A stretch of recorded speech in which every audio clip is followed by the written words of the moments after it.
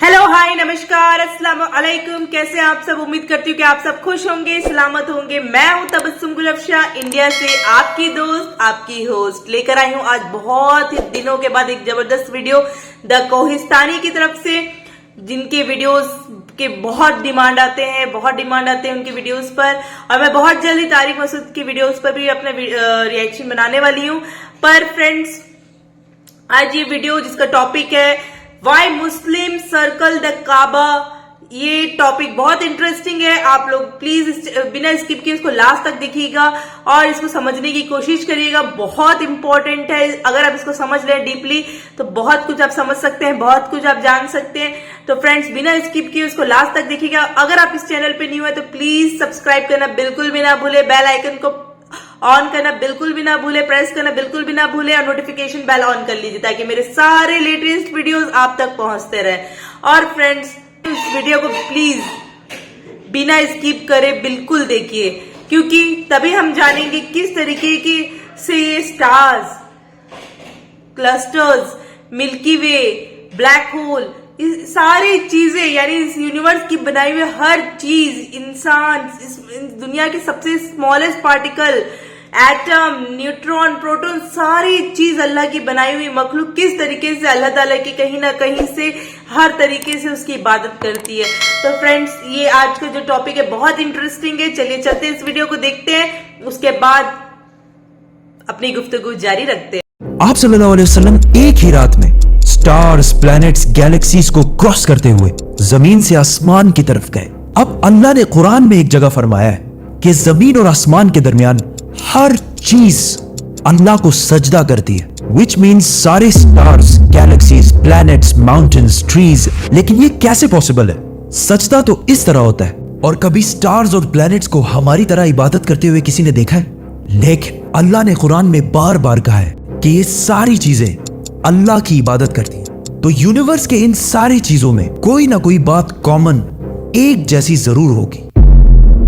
आज से बहुत साल पहले पूरी दुनिया का ये ख्याल था कि जमीन, अर्थ ही दुनिया का सेंटर है। और जमीन तो साकिन है बेटा, जमीन रोटेट करती ही नहीं है, जमीन गर्दिश नहीं करती। लेकिन आज से 400 साल पहले गैलीलियो, जो एक इटालियन साइंटिस्ट थे, उसने दो लेंसेज को अलाइन करके रखा तो उसे पता चला कि ऐसे करने से दूर की चीजों को करीब से देखा जा सकता है। छोटे लेवल पर टेलीस्कोप्स दुनिया में पहले भी मौजूद थे, लेकिन इन्हें सिर्फ फौजी और समुद्री सफरों में यूज किया जाता था। लेकिन गैलीलियो ने इसी टेलीस्कोप को इंप्रूव करके इंसानों की तारीख में पहली दफा इसका रुख आसमान की तरफ किया, जिससे उसने दुनिया से पहली बार सूरज और चांद को बिल्कुल करीब से देखा। और गैलीलियो ने इन सारों की मूवमेंट को ऑब्जर्व करना शुरू किया। 1300 दुनियाओं को अगर मिला लिया जाए, इससे एक जुपिटर बनता है। गैलीलियो ने देखा कि ये भी बाकी प्लैनेट्स की तरह गोल है, लेकिन जुपिटर के ऊपर जो लाइट है वो महीने के डिफरेंट दिनों में बिल्कुल बदल रही है। और उसने देखा कि वीनस और सैटर्न का भी यही हाल है। अब ये सब कुछ तभी पॉसिबल था कि अगर ये सारी चीजें सूरज के गिर्द घूम रही हो, दुनिया के नहीं। गैलीलियो ने ये बातें पूरी दुनिया को बताई कि यूनिवर्स का सेंटर दुनिया नहीं बल्कि सूरज है। लेकिन इस बात को सुनकर यूरोप के सारे चर्चेस उसके दुश्मन बन गए, क्योंकि उस जमाने के पोप का ये ख्याल था कि जमीन ही यूनिवर्स का सेंटर है। और सिर्फ पोप का नहीं, पूरी दुनिया का ये ख्याल था। जमीन तो साकिन है। जिसकी वजह से गैलीलियो को चर्च से ये सजा मिली कि वो हमेशा के लिए घर में बंद कर दिया जाएगा। लेकिन गैलीलियो ने अपना काम जारी रखा और उसकी इन रिसर्चेस को बाद में पूरी दुनिया ने माना। इवन पोप ने भी गैलीलियो के मरने के 350 साल बाद पूरी दुनिया के सामने उससे माफी मांगी और कहा कि हम गलत थे और आप सही थे। आहिस्ता आहिस्ता हमें पता चला कि जमीन यूनिवर्स का सेंटर नहीं है, बल्कि ये सूरज के गिर्द घूमती है। और सूरज भी कोई इतनी बड़ी चीज नहीं है, बल्कि सूरज तो इसके जैसे अरबों खरबों स्टार्स की तरह मिल्की वे गैलेक्सी का एक छोटा सा हिस्सा है। और ये मिल्की वे गैलेक्सी अरबों स्टार्स से बनी हुई है और ये सारे बिलियंस ऑफ स्टार्स एक ही सर्कल में घूम रहे हैं। हम तो सूरज के गिर्द घूम रहे हैं, तो सूरज जैसे अरबों खरबों स्टार्स मिलकर किसके गिर्द घूम रहे हैं? Super massive black hole. Have a supermassive black hole at their center.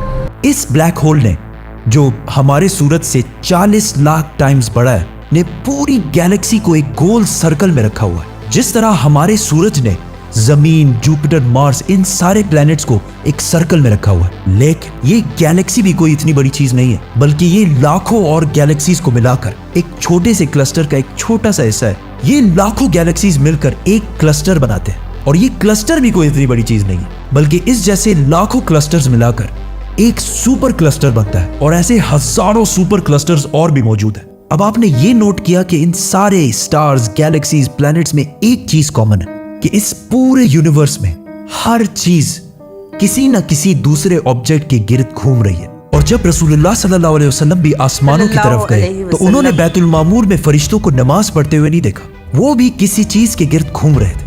लेकिन घूमने का इबादत से क्या ताल्लुक है? अल्लाह ने तो कहा है कि ये सारी चीजें इबादत करती हैं। आपको पता है अल्लाह ने ये बात किस सूरत में कही है?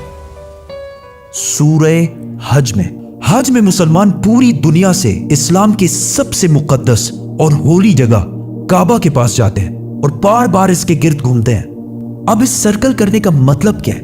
जब मुसलमान काबा के गिर्द घूमता है तो वो उस वक्त अकेला नहीं घूम रहा होता, बल्कि चांद, प्लैनेट, स्टार्स, गैलेक्सीज, क्लस्टर्स सारों के साथ एक ही इबादत में शामिल हो जाता है। तो ये सारी चीजें हमारी तरह इबादत नहीं करती, बल्कि हम मक्का जाकर इनकी तरह इबादत करते हैं। लेकिन इस आयत में तो लिखा है कि ये सारी चीजें अल्लाह को सजदा करती हैं। सजदा का मतलब सिर्फ हमारे वाला सजदा नहीं है, बल्कि अल्लाह के निजाम के मुताबिक चलने को भी सजदा कह सकते हैं। लेकिन अल्लाह ने इस आयत में सिर्फ स्टार्स, गैलेक्सीज और प्लैनेट्स का नहीं कहा, बल्कि हर चीज, पहाड़, दरख्त, जानवर, सबका कहा है। ये तो सर्कल्स में नहीं घूमते। आज से हजारों साल पहले एंशिएंट ग्रीस में ये कॉन्सेप्ट बना कि कायनात की हर चीज एक बहुत ही छोटे पार्टिकल, एटम से बनी हुई है, जिसको फिर 2000 साल तक पूरी दुनिया भूल गई। लेकिन आज से 200 साल पहले इस कॉन्सेप्ट पर रिसर्च दोबारा शुरू हुई, और साइंसदानों की रिसर्च से पता चला कि एटम सबसे छोटा पार्टिकल नहीं है, बल्कि इसके अंदर और भी पार्टिकल्स हैं, जैसे प्रोटॉन्स, न्यूट्रॉन्स, इलेक्ट्रॉन्स। प्रोटॉन्स और न्यूट्रॉन्स हमेशा एटम के सेंटर में होते हैं, और इलेक्ट्रॉन्स हमेशा इनके गिर्द घूम रहे होते हैं। ऑलमोस्ट बिल्कुल उसी तरह जिस तरह प्लैनेट सूरज के गिर्द घूमते हैं और स्टार्स ब्लैक होल के गिर्द घूमते हैं, जिसका मतलब है कि कायनात की हर चीज चाहते या ना चाहते हुए किसी ना किसी चीज का तवाफ कर रही है। और जब कोई मुसलमान काबा का तवाफ करने जाता है तो वो कायनात की हर छोटी से छोटी चीज, जैसे एटम के अंदर इलेक्ट्रॉन से लेकर कायनात के सबसे बड़े ऑब्जेक्ट्स, प्लैनेट, स्टार्स, गैलेक्सीज और इवन बैतुल मामूर में फरिश्तों के साथ एक ही इबादत में शामिल हो जाते हैं। हो सकता है इसीलिए इस्लाम में तवाफ करना सबसे बड़ी इबादत है। तो जब सूरह हज में अल्लाह ने फरमाया कि ये सारी चीजें मेरी इबादत करती हैं, तो ये हमारी तरह इबादत नहीं करती, बल्कि हम मक्का में काबा का तवाफ करके इनकी तरह अल्लाह की इबादत करते हैं। लेकिन इन सारी चीजों का तवाफ करने का एक फिक्स टाइम है, और जैसे ही ये टाइम पूरा होगा तब हर शख्स मालूम कर लेगा कि वो क्या लेकर आया है। सब्सक्राइब। तो फ्रेंड्स, देखा आपने किस तरीके से स्टार्स, क्लस्टर्स, मिल्की वे, ये सारी चीजें कैसे बने हैं। यानी एक स्टार, मतलब हजारों लाखों स्टार मिलकर एक क्लस्टर बनाते हैं, हजारों लाखों क्लस्टर मिलके एक मिल्की वे बनाते हैं। और वो मिल्की वे एक छोटा सा मिल्की वे नहीं होता है, सोचिए अरबों खरबों मिल्की वे रहते हैं उसके अंदर, बिलियन ऑफ स्टार्स रहते हैं उसके अंदर, और हम इतने सारे स्टार्स को मिलाकर मिल्की वे बनता है। और उसके बाद वो एक मिल्की वे नहीं, उस तरीके के लाखों अरबों खरबों मिल्की वे मिलकर ब्लैक होल के इर्द गिर्द घूमते हैं। और सोचिए कि हर चीज, सब में एक चीज कॉमन है कि सारे ऑब्जेक्ट्स किसी न किसी के इर्द गिर्द घूम रहे हैं। जिस तरीके से स्टार्स क्लस्टर्स के इर्द गिर्द घूम रहे हैं, जिस तरीके से क्लस्टर्स मिल्की वे के इर्द गिर्द घूम रहे हैं, और जिस तरीके से मिल्की वे ब्लैक होल के इर्द गिर्द घूम रहे हैं। तो सोचिए सारी चीज किसी न किसी के इर्द गिर्द घूम रहे हैं। और यहाँ सवाल है कि तवाफ़े काबा यानी काबा शरीफ के इर्द गिर्द क्यों घूमते हैं हम मुसलमान।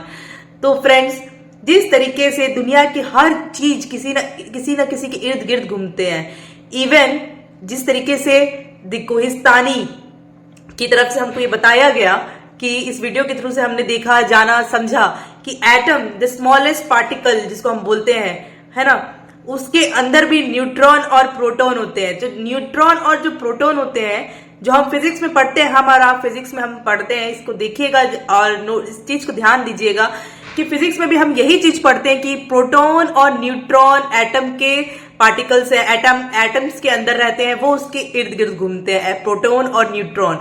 तो जब एक इंसान या जब कोई हज करने जाता है, जब कोई तवाफ़े काबा करता है, तो दुनिया का सबसे छोटा चीज यानी सबसे छोटा पार्टिकल भी जो न्यूट्रॉन और प्रोटॉन होते हैं, उससे लेकर सबसे बड़ा चीज, सारी चीज अल्लाह ताला की तवाफ़े काबा करते हैं। और इवन स्टार्स और मिल्की वे भी, यूनिवर्स के सारे गैलेक्सी भी तवाफ़े काबा करते ही हैं।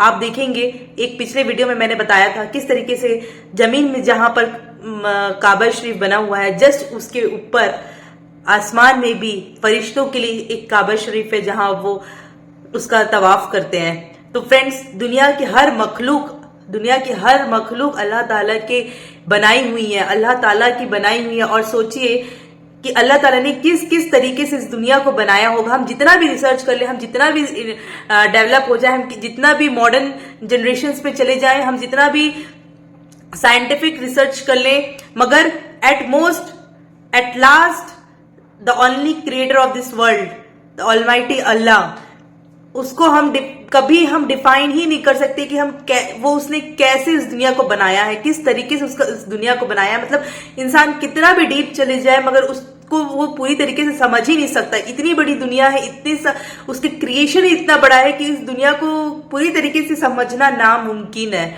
तो फ्रेंड्स, ये था आज का वीडियो।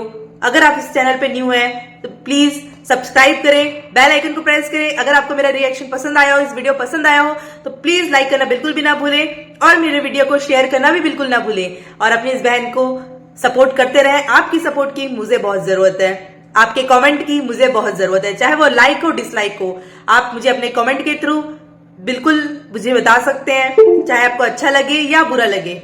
मुझे हर तरीके का कमेंट आप मुझे कर सकते हैं। तो फ्रेंड्स, उम्मीद करती हूँ आपको मेरा वीडियो पसंद आया हो। मिलते हैं अगले वीडियो के साथ बहुत जल्द। तब तक के लिए गुड बाय, अल्लाह हाफिज, खुश रहिए, खुशियां बांटिए।